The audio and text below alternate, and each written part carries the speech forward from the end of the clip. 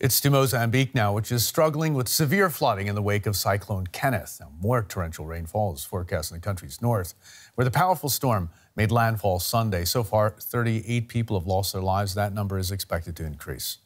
The poor weather conditions have been hindering aid efforts, with flights grounded. This is the second cyclone to hit the country in as many months. 6 weeks ago, Cyclone Idai devastated the region farther south. They can't get rid of the water quickly enough. The rain here in Pemba, in northern Mozambique, keeps on coming. Roads now resemble rivers, while actual rivers have burst their banks, leaving huge areas underwater.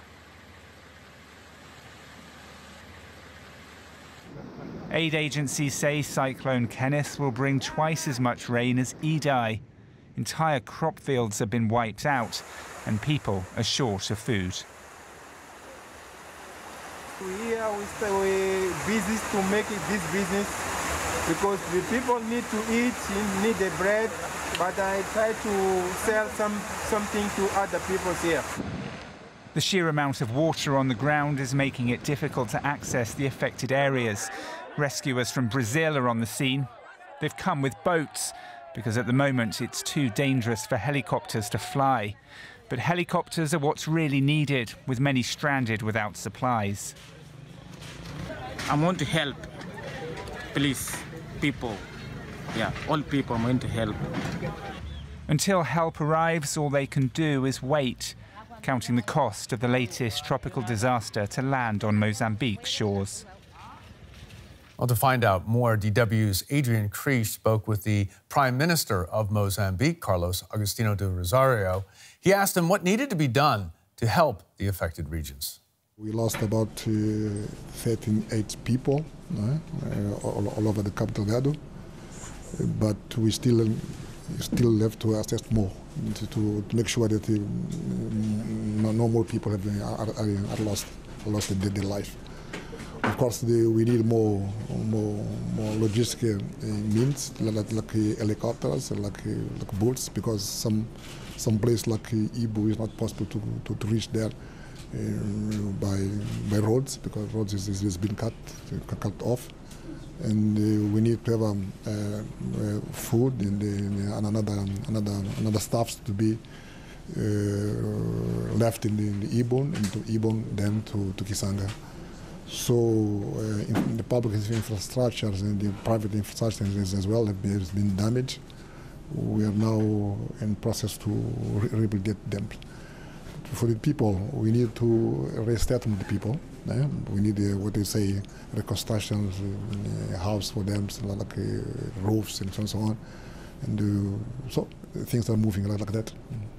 The Prime Minister of Mozambique there, Carlos Agostinho do Rosario.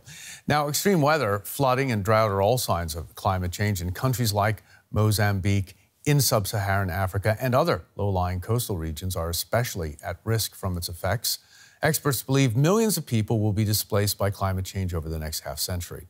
We're reporting now from a village in Indonesia, just one location struggling to cope with rising sea levels.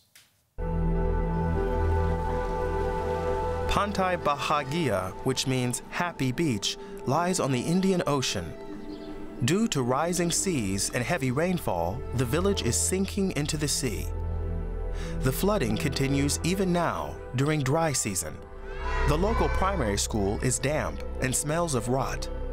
Parents say conditions are intolerable, and more than half the children have been taken out of school.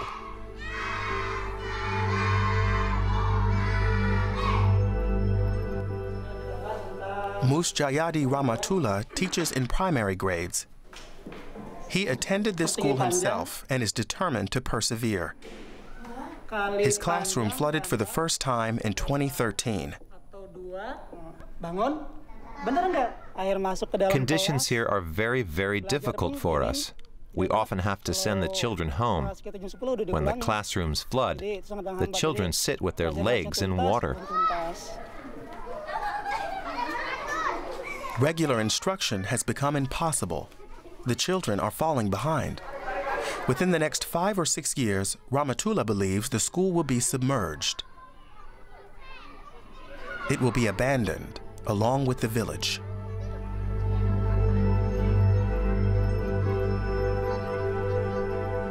What will it look like here 3 decades from now, in the year 2050?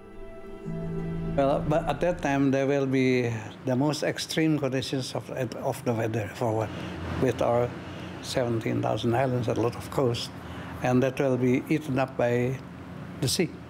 So life will not be the same as here. There's a lot of illnesses, there will be plagues, and the economic growth of the whole world will be disturbed by horizontal strife, one against the other, because fighting for food, water, maybe air also.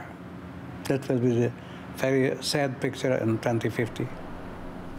Special climate envoy Rahmat Witoelaar says that by mid-century, climate change will have forced 40 million people to flee their homes in Indonesia alone. Farmers who can no longer till their fields, slum dwellers whose tin-roofed huts have sunk into the sea.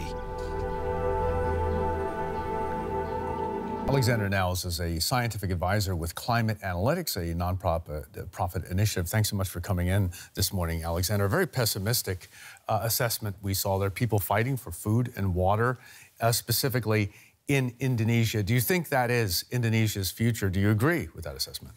I think the picture painted by the special envoy is definitely a pessimistic one. Unfortunately, we will have to expect severe consequences from sea level rise. However, how severe those will be will depend on a multitude of factors. And we know, for example, that as for temperature change, sea level rise can also be limited if we reduce emissions rapidly, for example. Okay, you say a number of factors. What are the main factors that are contributing to this that you think we need to look out for? So there's a couple of uncertainties related to sea level rise, how high we will have to sort of expect sea levels to rise in the future. For example, how Antarctica will respond. Stuff like this on the one hand, and obviously also how the local conditions are in Indonesia. Okay, what advice would you give the Indonesian government to mitigate some of the worst of these effects? The most powerful tool available internationally to combat climate change still is the Paris Agreement.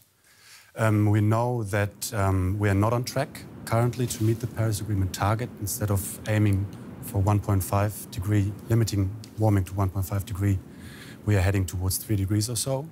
So asking and fighting for more ambitious climate targets within this UNFCCC, United Nations framework, is one option for countries like Indonesia. Okay, there's a lot of pushback, though, against the Paris Accord from the United States mainly. If the Paris Accords are not being held to, what else can be done to combat climate change?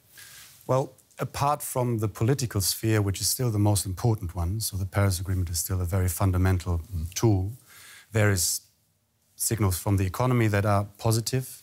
There's also things that can be done individually, that individuals can contribute to address this topic. Okay, where do you think the threat's the biggest? Is it in the developed world or in the developing world? I think it's safe to say that the developing countries will be affected much more than the developed countries, simply because they're so much more vulnerable. If we look at a country like the Netherlands, for example, and compare it with Pacific Islands or Bangladesh, for example, it's clear that the tools available for them to address and to adapt to climate change are very different. Briefly, if you could, what can people do themselves to help?